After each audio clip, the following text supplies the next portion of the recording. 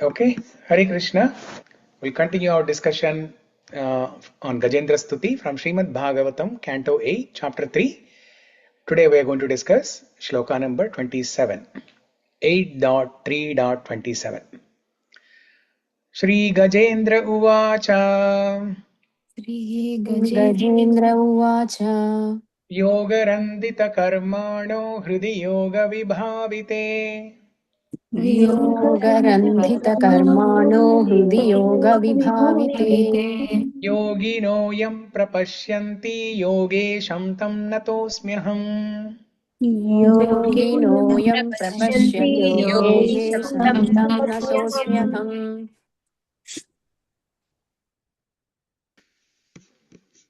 Yogarandita Karmana, person whose reactions to fruitive activities have been burnt up by Bhakti Yoga, Hridi, within the core of the heart, Yoga Vibhavite, completely purified and clean, Yoginaha, mystics who are competent, Yam, onto the personality of Godhead, who Prapashyanti, directly see, Yoga Isham, onto that Supreme Personality of Godhead, the Master of all mystic yoga. Tam, onto him, Nata Asmi, offering obeisances. Aham, I. I offer my respectful obeisances unto the Supreme, the Super Soul, the Master of all mystic yoga, who is seen in the core of the heart by perfect mystics when they are completely purified and freed from the reactions of fruitive activity by practicing Bhakti Yoga. Purport by Srila Prabhupada. Srila Prabhupada ki jai. The king of the elephants, Gajendra, simply accepted that there must be someone who has created this cosmic manifestation and has supplied its ingredients.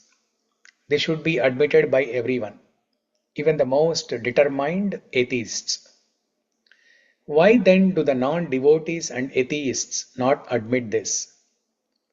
The reason is that they are polluted by the reactions of their fruitive activities. One must be freed from all the dirt accumulated within the heart due to fruitive activities performed one after another. One must wash off this dirt by practicing Bhakti Yoga. Yoga Randhita Karmana. As long as one is covered by material nature's modes of ignorance and passion, there is no possibility of understanding the Supreme Lord. Tata rajas tamo bhava kama lobhadayaschaye. When one is freed from the modes of ignorance and passion, one becomes free from the lowest qualities, kama and lobha, lust and greed. Nowadays, there are so many yoga schools to encourage people in developing their lusty desires and greed through the practice of yoga. People are therefore very much fond of so-called yoga practice. The actual practice of yoga, however, is described here. As authoritatively stated in the Śrīmad-Bhāgavatam 12.13.1, Dhyanavastita tadgatena manasa pashyanti yam yoginaha. A yogi is one who always meditates on the lotus feet of the Supreme Personality of Godhead. This is also confirmed in the Brahma Samhita 5.38. Premanjhanachurita bhakti vilochanena santa sadhaiva hridayeshu vilokayanti yam shama sundaramachintya gunaswarupam Govindamadi Purusham Tamaham Bhajami. I worship Govinda, the primeval Lord, who is Shama Sundara, Krishna himself.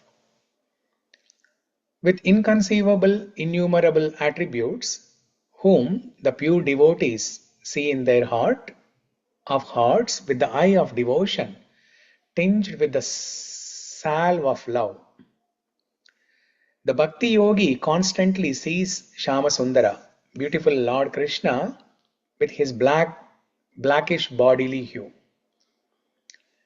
Because the king of elephants Gajendra thought himself an ordinary animal, he thought himself unfit to see the Lord. In his humility, he thought that he could not practice yoga. In other words, how can those who are like animals in the bodily concept of life and who have no purity of consciousness practice yoga?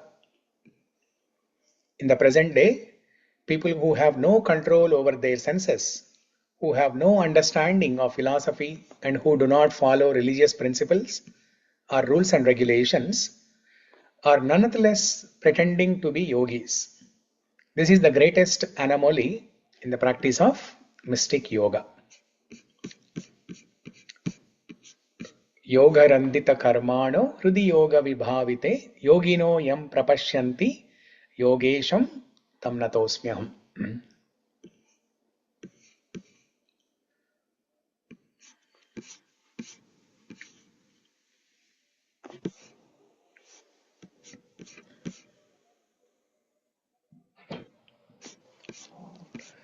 So here Gajendra is continuing his prayers. Prayers in the sense, especially offering of pranama, obeisances. In the previous shloka, what did we discuss in the previous shloka? Soham visvasrijam vishvam avishvam vishvavedasam vishvatmanamajam brahma pranatosmi param padam. So pranata. Pranata means pravishta rupena nata. Nata means offering obeisances, pranama. Pranata means pravishta rupena nataha. From Mukundamala Stotra, Nathena Purushottametri Jagatam. Okay? So, in the previous shloka 26 and 27, he's doing this specific activity of offering pranama. Gajendra Stuti started with pranama, and in between also there were one or two shlokas where he offered pranama. And here these two shlokas also he's offering pranama. By the way, how can he offer pranama? He's in the animal body. He doesn't have two hands, two arms like us. We can offer pranama like this, or we can completely bow down, Sashtanga Namaskar for men, Panchanga Namaskara for women. But how could have Gajendra offered pranama?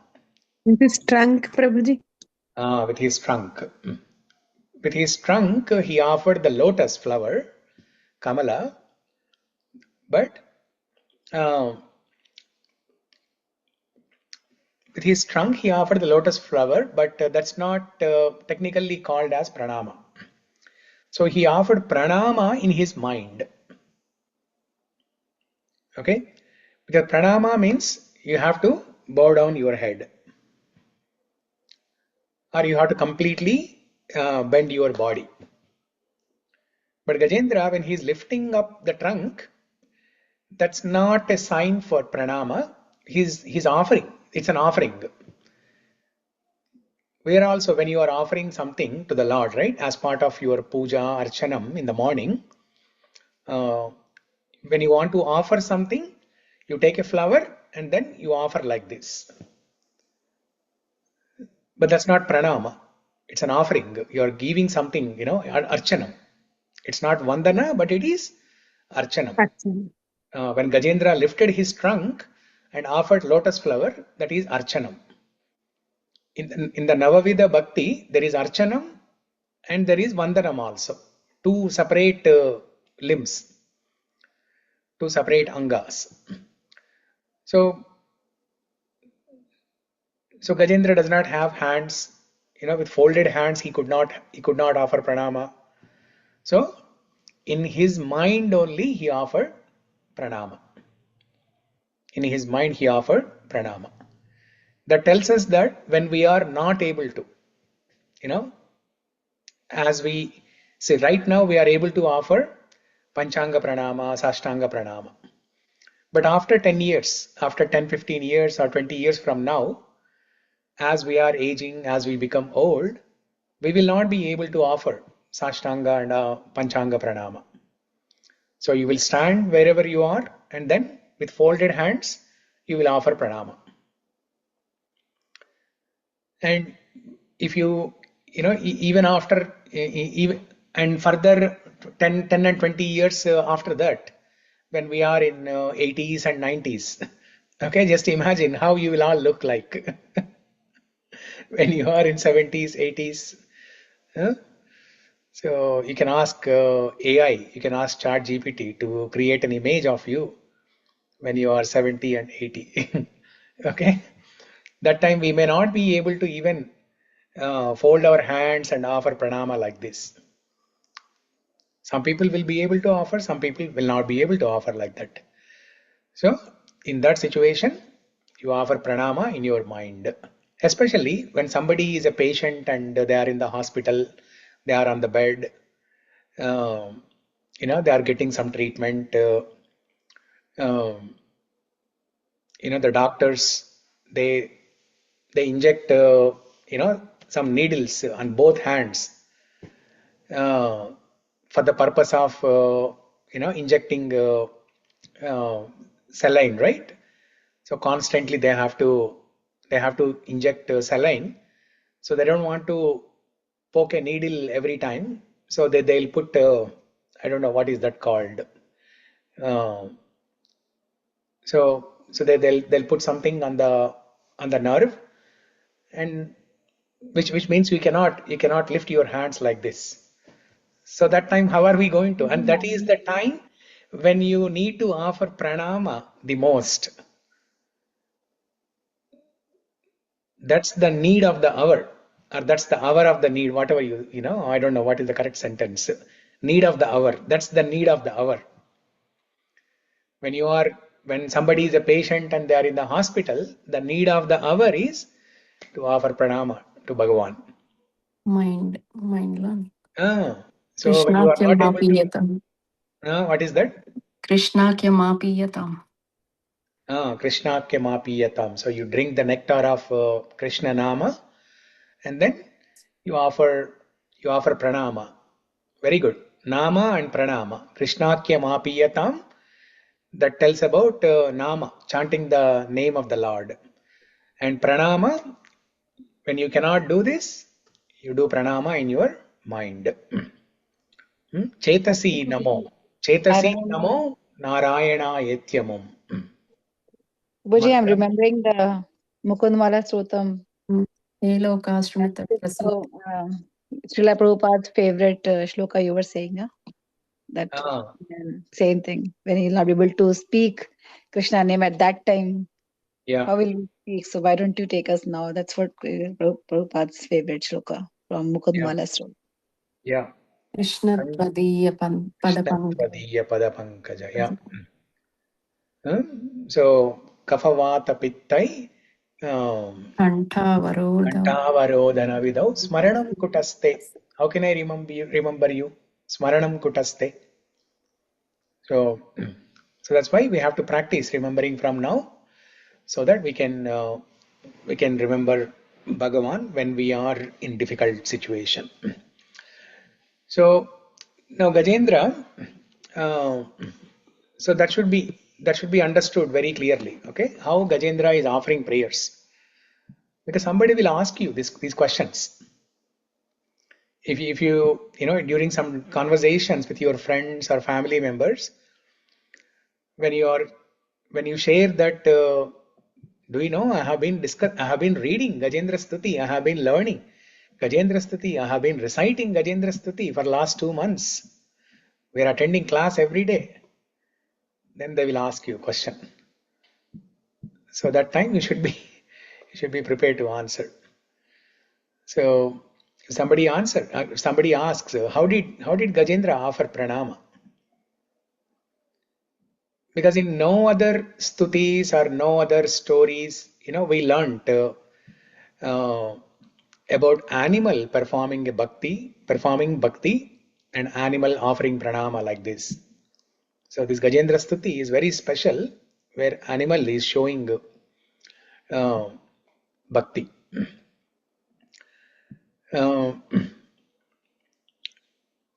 So in this shloka, yoga randhita karmano hridi yoga vibhavite yogino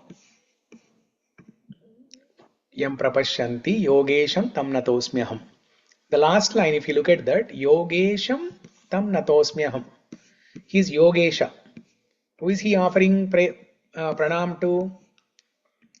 Natosmyaham means, aham means I. Natha means pranama. Natosmi.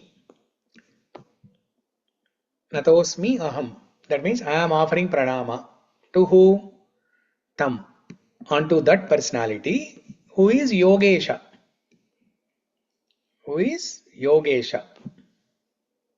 Yoga plus isha. Yogesha. Or yogishvara. Yogeshvara.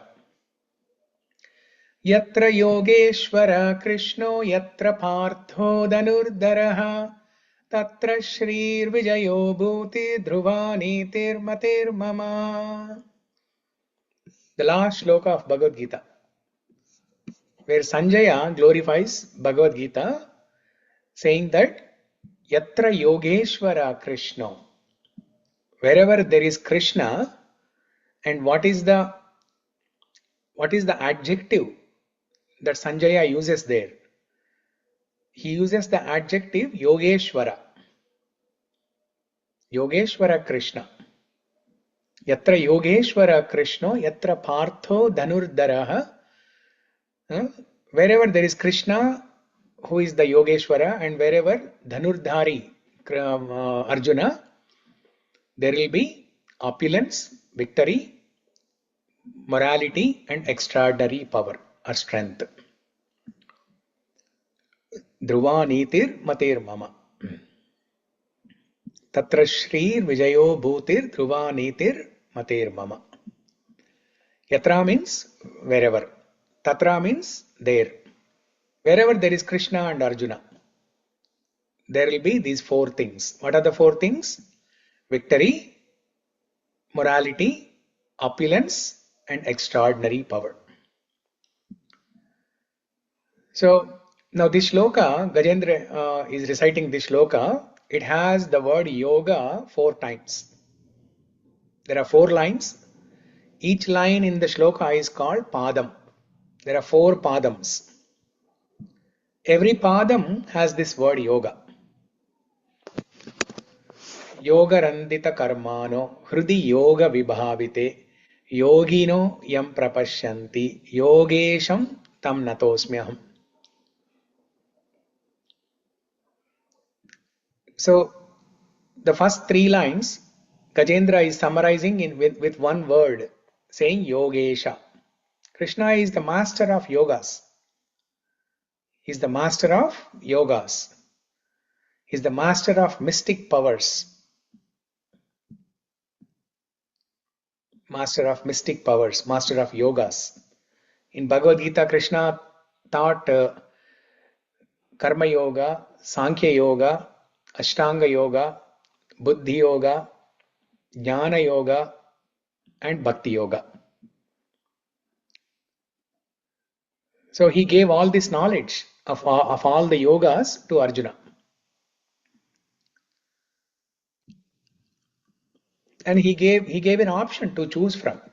It's not like Krishna gave information about all these yogas and he said, okay, now forget about everything else and only do bhakti and only practice Bhakti Yoga. He did not say that. In fact, after telling Bhakti Yoga from 7 to 12, the middle 6 chapters, then from 13 to 18, last 6 chapters, Krishna gave knowledge about Jnana Yoga. First 6 chapters Karma Yoga, middle 6 chapters Bhakti, last 6 chapters Jnana Yoga.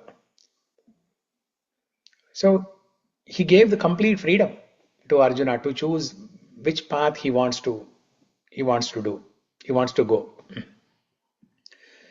So here Gajendra is saying, I'm offering pranama to that personality who is the Yogeshwara or Yogesha,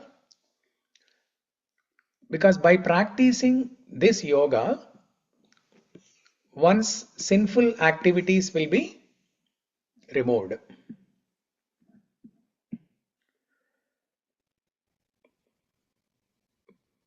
by practicing this yoga, one's sinful reactions will be removed.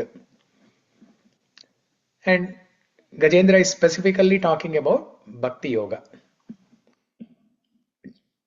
Okay?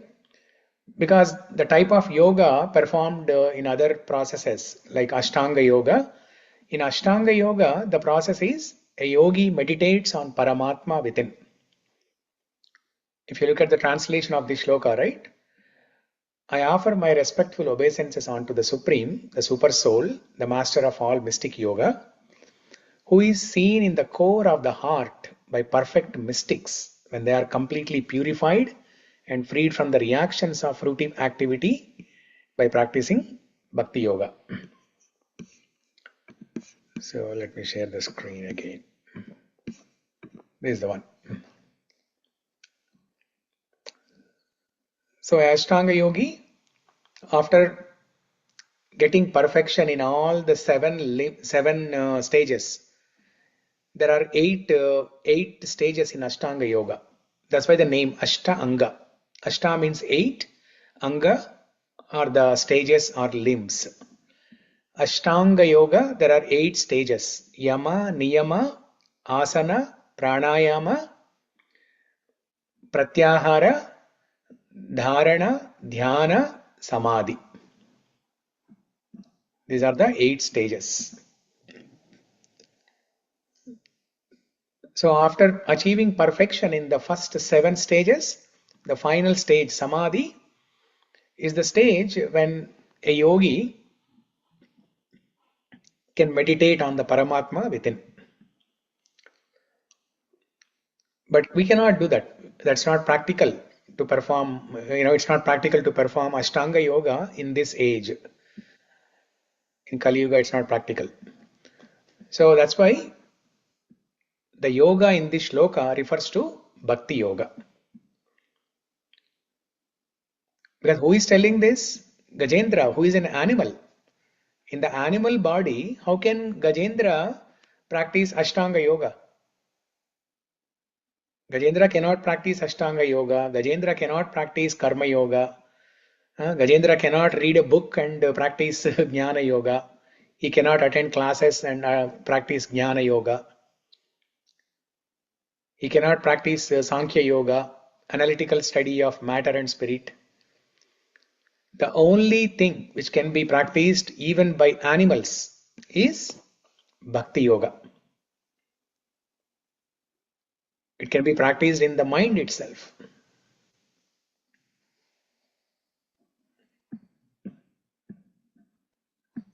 Chetasi Namo Narayana from Mukudmala Stotra. Chetas means the mind. You can meditate. You can offer some service. You can worship the Lord in your mind.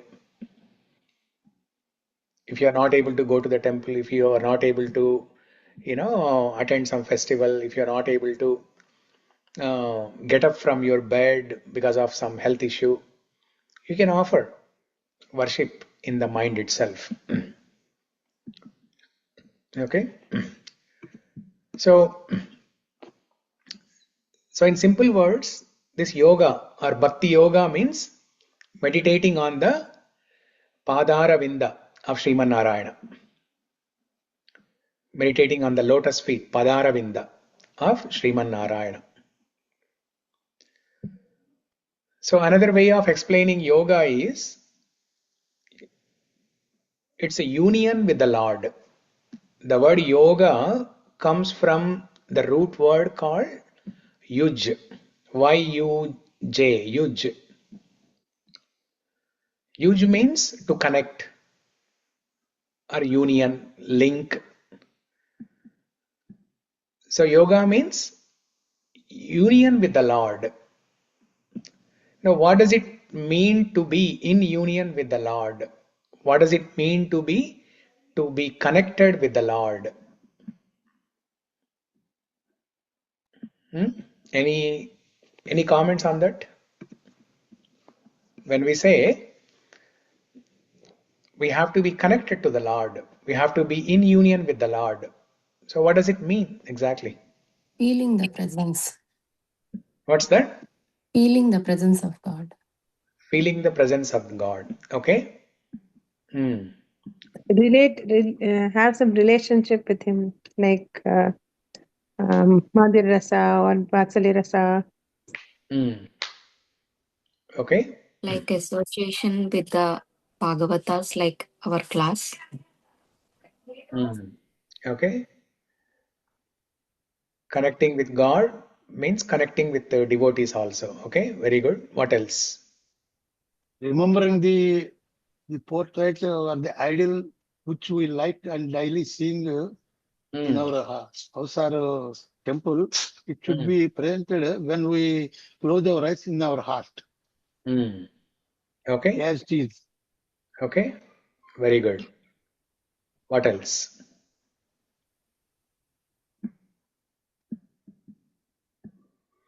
Yeah, these are all valid answers. But practically, yoga means in union with the Lord or be connected with the Lord means following the instructions of the Lord. Following the instructions of the Lord. You know, when in English they use a phrase, right? Being on the same page. You know, when two people are talking, let's say two people are talking about a project in the office, and after 1 or 2 minutes of discussion, the manager will ask the employee, "Are you on the same page with me?" That means, in other words, he is asking, "Did you understand whatever I was telling? And are you ready to do the same way that I explained?" Are you on the same page means two things, right? First, we have to understand what the other person is saying, and we should be able to do what the other person is saying. Being on the same page means not just listening and understanding, right? But executing the instructions of the Lord. Being on the same page with the Lord, executing the instructions given by the Lord. That is yoga. So when we follow his instructions, when we take dictation from him and follow his instructions, then that is the real yoga. Connecting with the Lord, in union with the Lord. So just like Arjuna in Bhagavad Gita, in Kurukshetra.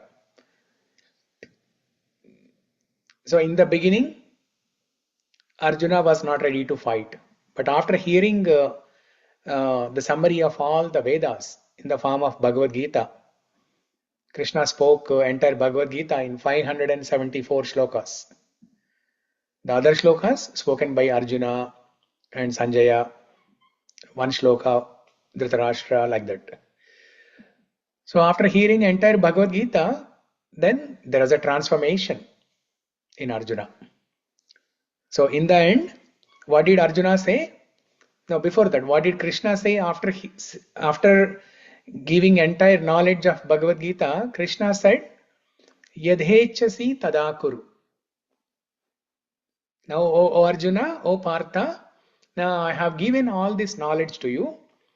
Now you can do what you wish to do. Yatechasi tadha kuru. Kuru means do. Yadhechasi tadha kuru. You can do the way you want to do. Now immediately after that, Arjuna said, Nashto moha smritir labdha stitosmi gata sandehaha karishye vachanam tava. Karishye vachanam tava. That means I will do whatever you ask me to do now. If you ask me to fight, I will fight. If you ask me not to fight, I will not fight. Arjuna did not say, now I will fight.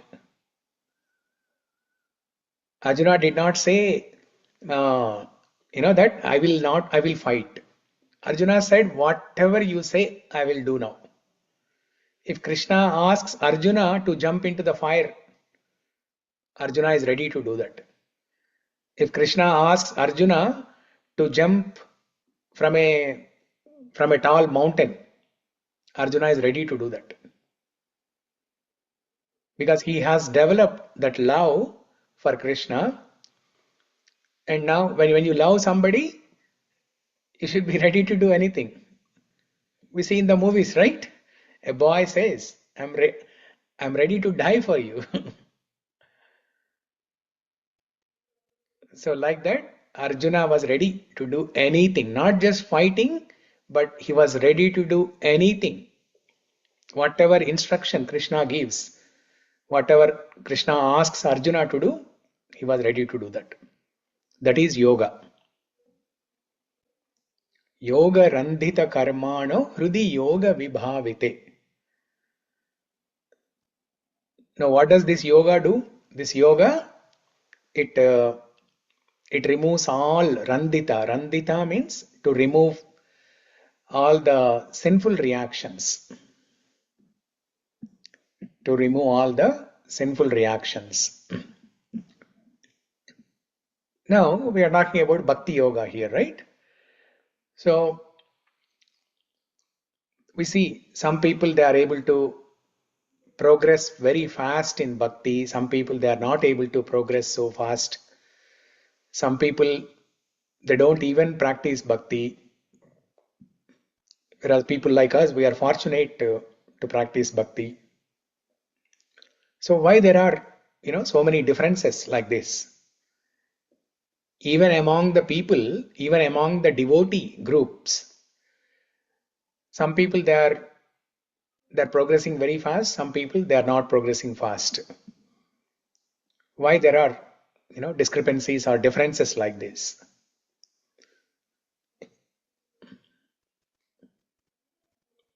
Sometimes we also think, right? I'm reading so much, I'm hearing so much, I'm chanting so much, I'm going to the temple, I'm worshipping Krishna at home also. So many things I'm doing, but I don't know whether I'm progressing or not. Either that, or sometimes we will think, I don't think I'm progressing well enough. So the reason why, sometimes we feel that we are not progressing despite all the hard work and despite all the efforts that we do to progress in Bhakti, but still we are not able to progress as much as we could have done or as much as we should have progressed. It's only because of reactions from the sinful activities performed in the past life. Not just one life in the past, but multiple lives in the past. So we have gone through so many lifetimes in the past, and we must have committed so many sinful activities. So reactions of some of those activities are manifesting in this life. Because we need to get purification. So the purification happens by the manifestation of that papa karma in this life. And that papa karma manifests sometimes either in the form of diseases, sometimes either in the form of mental state not being so well, different things. And sometimes that papa karma manifests as an obstacle, as a blocker on the path of bhakti.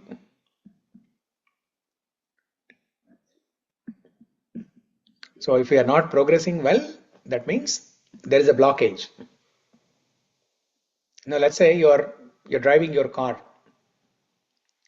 The reason why you're not able to drive fast with 35, 40 or 50 miles speed, why you are not able to drive fast? Because there are other cars in front of you. That's a blocker. That's a stopper for you. There's a red light, traffic light. And when the road is very clear, there are no blockages, no traffic, no cars in front of you, you can just zoom off. Similarly, in our life also, if we are not able to progress well enough on the path of bhakti, that means there are some cars ahead of us. There are some reactions from sinful activities from the past life. So how can they be cleared? They can be cleared by practice of Bhakti Yoga. So it is the process and it is the destination. By practicing Bhakti Yoga, we want to reach Krishna.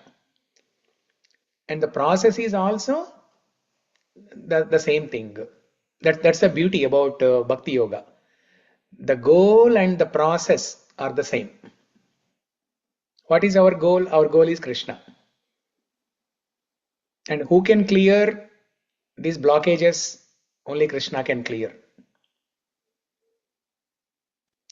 We are not able to clear. If we are able to clear, we can just with left hand, we can just clear off everything. But we are not able to clear. That's why we are offering prayers to Bhagavan. We want to reach Bhagavan, but we need help from Bhagavan to clear all these blockages.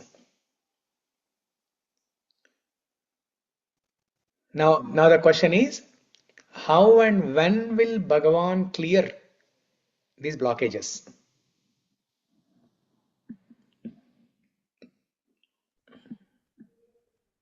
That means, Prabhuji, we to follow Bhakti Yoga, we need to do Bhakti. Yeah. Specifically within Bhakti, within the process of Bhakti, what is the specific activity that we have to do? To do our karmas with Shraddha, Shraddhavan Labdhe Jnanam. Ask Lord Krishna to remove all the obstacles and let me do prayers for you. Like that. Surrender. Surrender. Complete. Yeah, śaraṇāgati. Yeah, Vishalya, you said it in the sentence, but what you said is the same as śaraṇāgati. Asking the Lord for help. That means we are helpless. We are not getting help from anywhere else. We are helpless. You are the only hope. You are the only help, Bhagavan. Like Gajendra said. Yes, like Gajendra, in the previous shlokas we have seen. And now we are coming to a climax. So the intensity of Gajendra prayers is increasing. He's coming to śaraṇāgati stage now. Gajendra is telling that yoga randita karmano. Oh my Lord, I have performed so many karmas which have sinful reactions. I have performed so many papa karma, and there are reactions manifesting now, because of which I am in the clutches of this crocodile.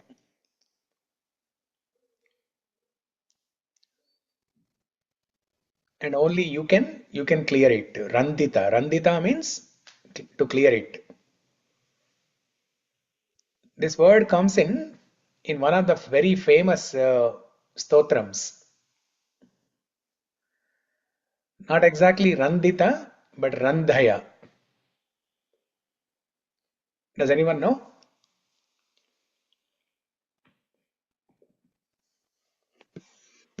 Has anyone heard this word? Randhaya, Randhaya.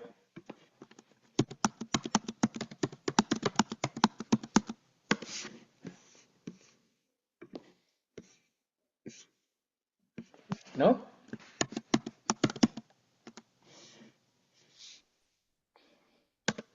It comes in Narasimha Kavacham. So I'm trying to find the lyrics for that.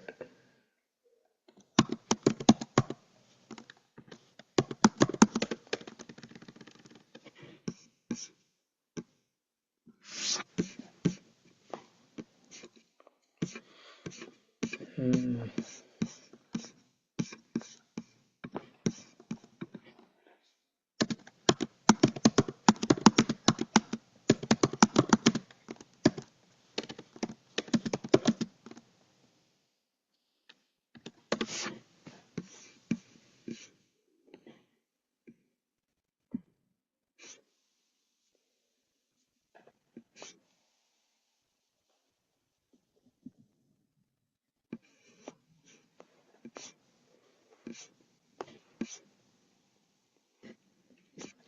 Okay. Anyways, I will send the Narsimha Kavacha, reference later that has this word Randhaya Randhaya.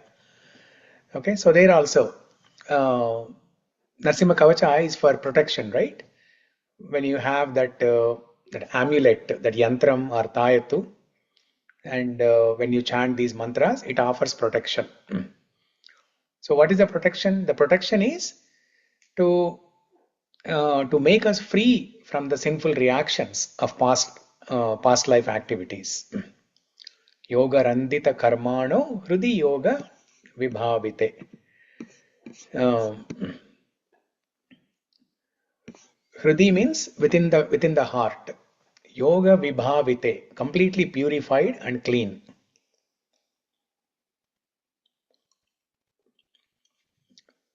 And Krishna promises this in Bhagavad Gita 18.66. Sarva dharman parityajya mamekam sharanam vraja aham tvam sarva papebhyo mokshayisyami ma suchaha. In the last shloka of Bhagavad Gita, last instruction of Krishna,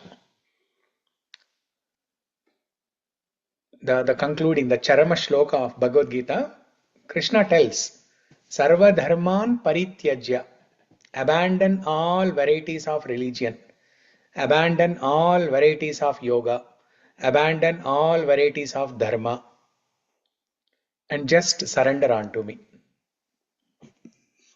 Mam ekam sharanam vraja.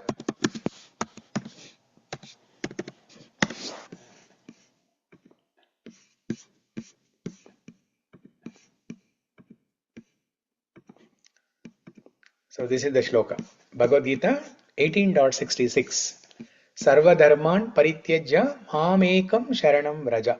Aham tvam sarva papebhyo mokshayisyami ma suchaha. Krishna is telling that if you surrender unto me, sharanam, if you take my sharanam, my śaraṇāgati, then I will take care of all your papa, sarva papa. And of this, you do not worry, do not fear. Ma shuchaha means do not fear.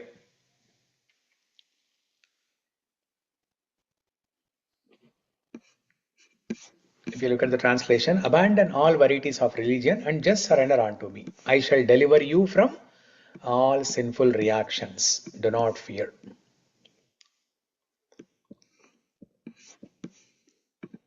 Okay, now that is the same thing. Gajendra is saying here, Yoga randita karmano hrudi yoga vibhavite.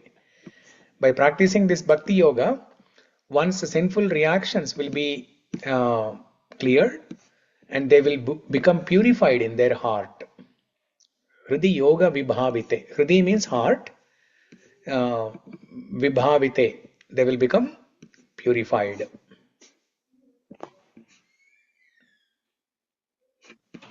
Yogina yam prapashyanti. And that is when the heart is completely purified, that is when we will be able to see Bhagavan as Paramatma in our heart. Prapashyanti. Pashyanti means to see. Prapashyanti means like in a special form. Pravishta rupena pashyanti. Pravishta rupena pashyanti. That means, what is this pravishta rupena? Pravishta means special way of seeing. What is this special way of seeing? Special way of seeing means, okay, now let me ask that question to all of you. So did everyone understand this word here? Prapashyanti. Pashyanti means to see. Prapashyanti means pravishta rupena pashyanti. Having darshan of the Lord in a special way. So that's my question. What is that?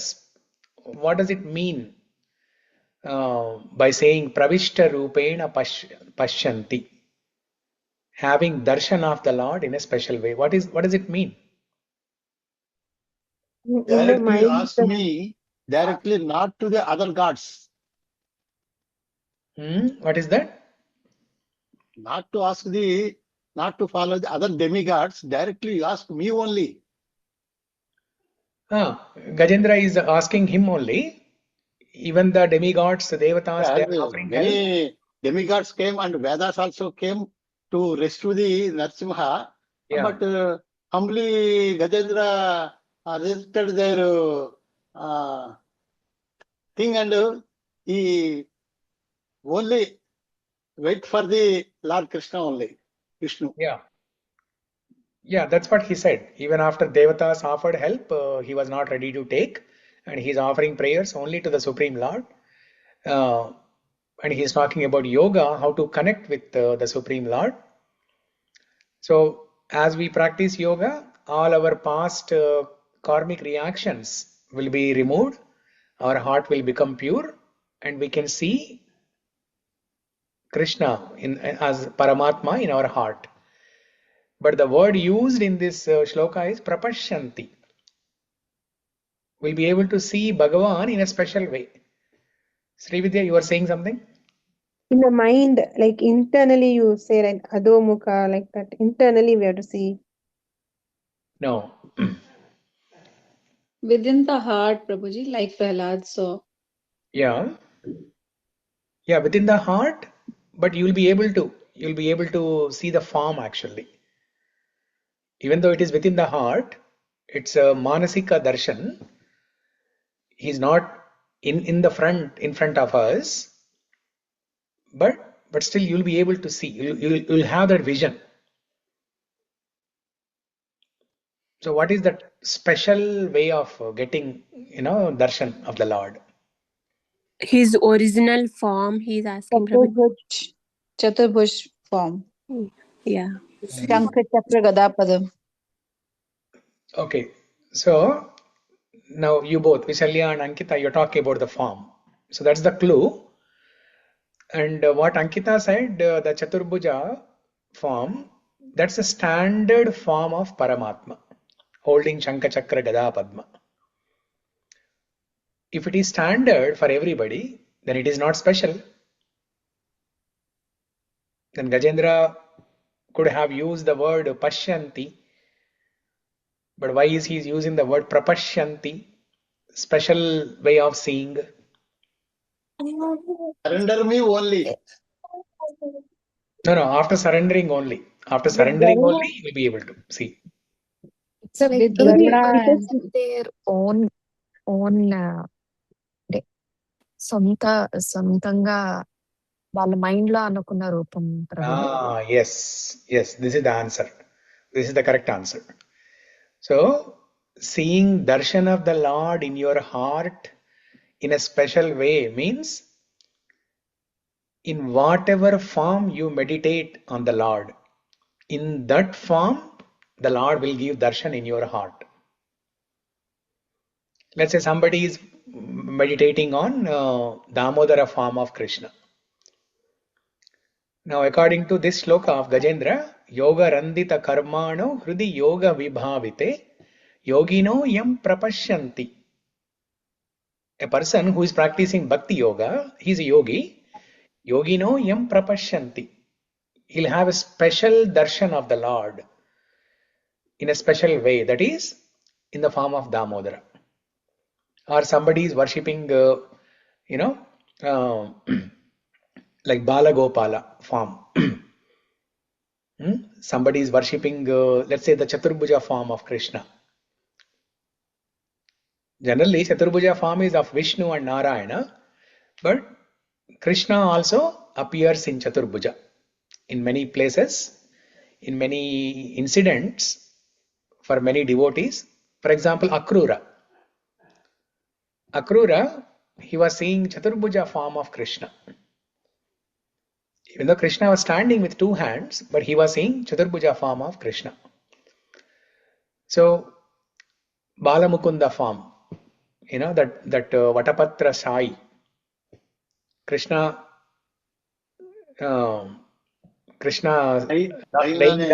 laying down on a leaf of a banyan tree. That is Balamukunda form, Vatapatra Sai form. So in whatever form you meditate, or if somebody is meditating on Ramachandra form, the Supreme Lord will appear in that form. So Yogino yam prapashyanti. This is the special way of getting darshan. Yogesham tam natosmyaham. I offer my obeisances to that Lord who will remove all the karmic reactions from the past life and who will give darshan in my heart. Prabhuji, in this Jambavanta meditated on Rama only.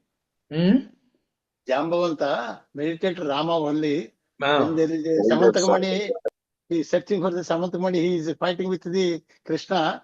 Yeah. And he remembered that why he is not win over that person, that he realized that he is Rama. Yeah. Prabhuji, in this case, Prabhuji, actually Gajendra don't know the form of any form of Lord, right, Prabhuji? He's just thinking, he don't know, but how did he even meditate on the? He is having the Poro Karma, na? He is a Indrajamuna Muni. Previously, he is a king of Indrajamuna. Na? That knowledge has Spuranaki వచ్చింది అతనికి. ఆ స్ఫురణకు కూడా భగవంతుడే కలగజేశాడు అతనికి. He was able to remember the stuti from past life, and now he still he still has some karmic reactions. Okay, while offering these prayers also, he still has some karmic reactions, because of which he is in the clutches of the crocodile, right? Now, when those clutches will be removed, when those karmic reactions will be removed, finally, when the Lord appears in front and then releases his Sudarshan Chakra and cuts off the crocodile. Okay? Cuts off the head of the crocodile. So, that crocodile is like our karma. Karma grahya gruhitangam. In Padma Purana, in the Bhagavatam Mahatmya Shloka, karma grahya gruhitangam. In our life, the crocodile is nothing but our karma. Karma grahya. Grahya means crocodile. Karma grahya gruhitangam mamuddhara bhavarnavat. Śrīmad-Bhāgavatākyoyam pratyaksha Krishna evahi svikrutosi mayanadha mukyartam bhavasagare. So I am bound by my karmic reactions in the form of, I am in the clutches of this crocodile called karmic reactions. Oh my Lord, you are in the form of Bhagavatam, Śrīmad-Bhāgavatākyoyam pratyaksha Krishna evahi svikrutosi mayanatha mukyartam bhavasagare. I am accepting you, I am receiving you in the book form. Through the knowledge in this book form of Bhagavatam, please remove my karmic reactions. Please kill this crocodile of karmic reactions, karma grahya. So for Gajendra, Vishnu appeared in the front and killed the crocodile. For us, Krishna will cut off our karmic reactions, and then he will give us darshan. For most of the people, Krishna will give darshan. When we are in this material world, Krishna will give darshan in our heart. But for special people, there are very few special people like Bilva Mangal Thakur. Krishna came and played with him. Surdas, Krishna came and sat next to him while Surdas was writing these poems. Hatiram Baba in Tirumala. Hatiram Baba. And Yes. dice. Yeah, playing the dice. Yeah. So like that, there are very few people with which Anantalvar is also another example. Very few people where the Lord appears in front either in the direct form or in another form. Lord will appear and give their darshan. But for most of us, after our heart is purified, Lord will give darshan in our heart. And then when we go to spiritual world, we can see the Lord face to face. So it's a one-on-one with the Lord. So, okay. So yoga randita karmana hridi yoga vibhavite yogino yam prapashyanti yogesham tam natosmyaham.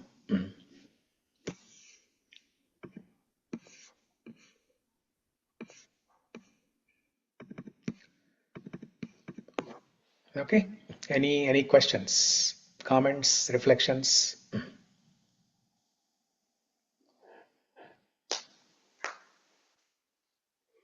In Brahma Samhita also there is a shloka.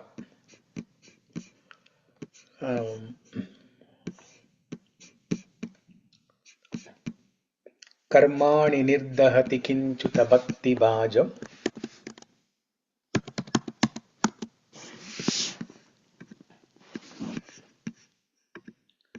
Sharing my screen. This one. Brahma Samhita, shloka number 28. Yastvindrakopamattavendra maho swakarma bandhanurupa phalabhajanamatanoti karmani nirdahati kintu cha bhakti bhajam govindamadi purusham tamaham bhajami. Yastvindra Gopam. Indra Gopa is the name of a small insect. It's a kitaka, small insect. That's the name. It has a beautiful name, Indra Gopa. So the shloka is basically saying that whoever performs bhakti bhajam, for them, Bhagavan can remove the karma. Karmani nirdahati. Dahati means to burn like fire. When the fire burns something, that object will be burnt into ashes. Similarly, when the Lord Hari, one of the meanings of the name Hari is Agni, fire. When that Hari burns our karma, then we will not have anything. It will be just ashes. Even the ashes also will be cleared, so that there is no smell of papa karma also. There are no remnants, nothing left over, not even ashes. Everything will be removed. Karmani nirdahati kintu cha bhakti bhajam. So the Lord is saying, Bhagavan can do this not only for Indra, who is Devadi Deva, but he can also do this for a small insect like Indra Gopa. That's the power of bhakti.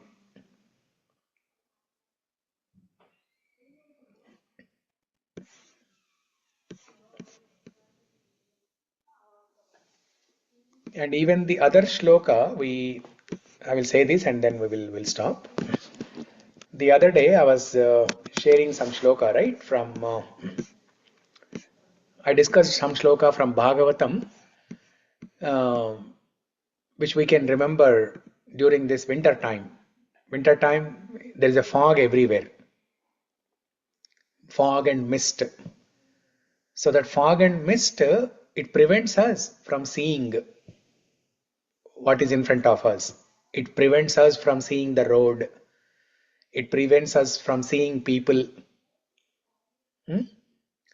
So only when sun rays or little bit of heat coming, then the fog will be clear and we'll be able to see.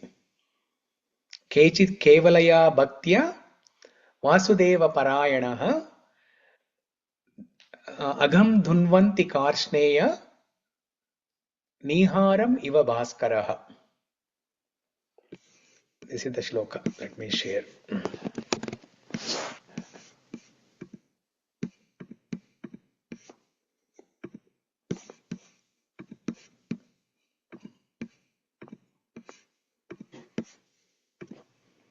Kechit kevalaya bhaktya vasudeva parayanaha agham dhunvanti karchneya niharam iva bhaskaraha.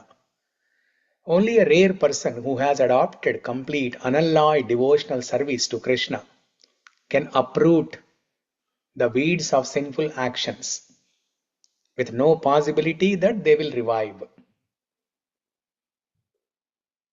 He can do this simply by discharging devotional service, just as the sun can immediately dissipate fog by its rays. Krishna, look at the translation. Krishna can uproot the weeds of sinful actions. Uprooting means removing. The roots are in the ground. Uprooting means ఇట్లా వేళ్లతోటి ఏమంటారు దాన్ని కూకటి వేళ్లతోటి తీసేశారంటారు కదా. పెకలించి వేయటం. కూకటి వేళ్ళతో పెకలించి వేయటం. Correct, that's the word I'm looking for. పెకలించి వేయడం. కూకటి వేళ్లతో పెకలించి వేయడం. Uproot. The roots are somewhere in the bottom of the ground. So you bring them up by pulling the tree up. By pulling the roots up, you remove them. You remove the tree. When you pull the tree with the roots from the ground, now there is no survival for the tree. Similarly, Krishna, he will uproot the weeds of sinful actions. And here is the next beautiful thing. With no possibility that they will revive. That means those roots, they don't have any life. Once they are removed from the ground, they cannot survive. It is like you get some seeds. For example, if you want to grow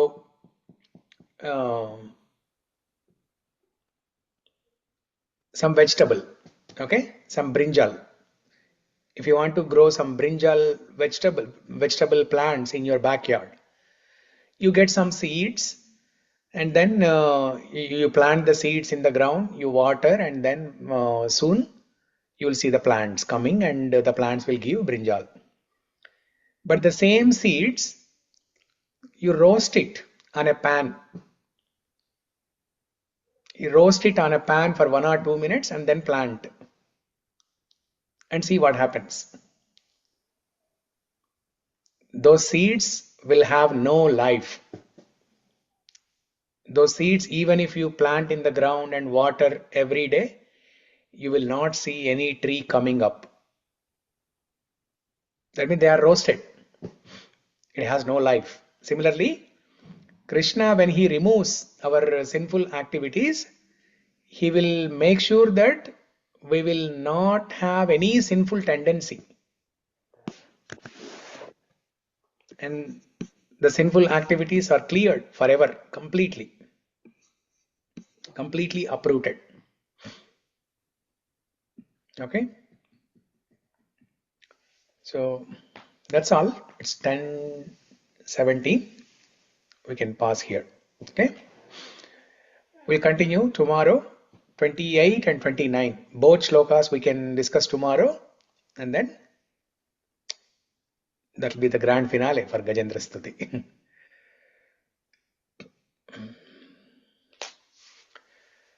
Okay. Mangalam Kosalendraya Mahaniya Gunatmane Chakravarti Tanujaya Sarvabhaumaya Mangalam.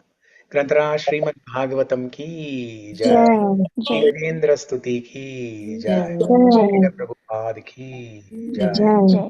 Narayana Kila Guru Bhagavan. Bhagavan Namaste. Narayana Kilaguru Bhagavan Namaste. Okay. Hare Krishna. Hare Krishna Hare Prabhuji. Krishna. Thank you everyone for joining. Hare Krishna, Prabhuji. Thank you. Hare Krishna.